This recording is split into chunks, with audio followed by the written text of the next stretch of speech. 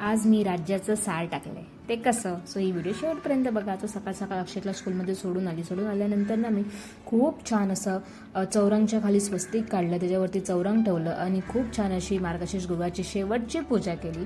त्यानंतर आज तर काहीतरी गोडधोड बनवायचं होतं, त्यामुळे पुरणपोळीचा बेत होता आणि कोथिंबीर वडी.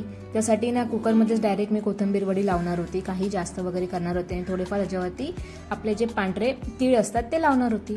त्याच्यानंतर मग ते सर्व कुकरला लावून टाकलं. कुकर होते तोपर्यंत ना एका साईडला ना मी चण्याची डाळ त्याच्यामध्ये थोडीशी हळद तेल टाकून ना उकडून घेतली आणि ती इतकी उकडली होती की डायरेक्ट मला स्मॅश पण करायची गरज नाही लागली. डायरेक्ट 5-7 मिनिटातच ते स्मॅशरचं आपण करतो त्याच्याप्रमाणे करून ना डायरेक्ट ती एकदम स्मूथली बाहेर आली.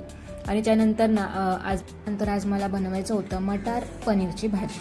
सो बघितलं तर फक्त फ्रीजमध्ये पनीरच होतं, मटार तर नव्हतं. त्याच्यामुळे बटर पनीर बनवायचा विचार आला आणि त्याच्यामध्ये पनीरची भाजी बनवताना माझ्या लक्षातच राहिलं नाही की त्याच्यामध्ये मीठ टाकायचं, मी विसरून गेली. आणि शेवटी ते आपण कथा वाचतो ना महालक्ष्मीची, त्याच्यामध्ये लिहिलंच होतं की राज्याचे सार त्यांनी आपल्या नवऱ्याला कसं सांगितलं. सो त्याच्याप्रमाणेच तसंच झालं माझ्या इथे. पण शेवटी जेवण वाढल्यानंतर मग आम्हाला कळालं की त्याच्यामध्ये मीठ टाकलंच नाही आणि शेवटी मीठ टाकल्यावरती जे अन्न रुचक झालं काय सांगू तुम्हाला. नंतर मग ती पुरणपोळीची तयारी करायला सुरुवात केली आणि स्मॅशरने इतकं स्मूथ झालं की मला असं वाटत होतं की ती पुरणपोळी बनते की नाही बनणं. ते बघा ना, इतकं ते मेल्टी झालं. फायनली ते झालं आणि तो स्पून त्याच्यामध्ये उभा राहिला, म्हणजे आपलं सारण खूप छान असं झालं होतं. आणि ते पुरणपोळी मी करून घेतली. पुरणपोळी करता त्याच्यामध्ये 2-4 माझे पुरणपोळ्या चिकटतातच पोलपाट आला आणि फायनली एक माझी पुरणपोळी इतकी छान झाली होती. नंतर खूप छान असं नैवेद्य बनवून झालं आणि आम्ही कुमारिका हळदी कुंकू करायचं या टायमाला विचार केला होता.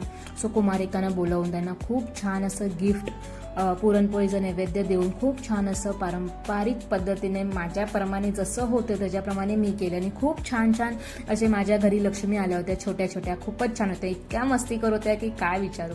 त्यानंतर सर्व झाल्यानंतर आम्ही आरती वगैरे केली, नैवेद्य वगैरे दाखवलं आणि मी पण हळदी कुंकू ज्यांच्याकडे होतं त्यांच्याकडे जाऊन आली. आणि इतके सारे माझ्याकडे फ्रूट्स आले होते, बनाना आले होते की मी 2 पिशव्या माझ्याकडे भरल्या होत्या फ्रूट्सने बनानाने.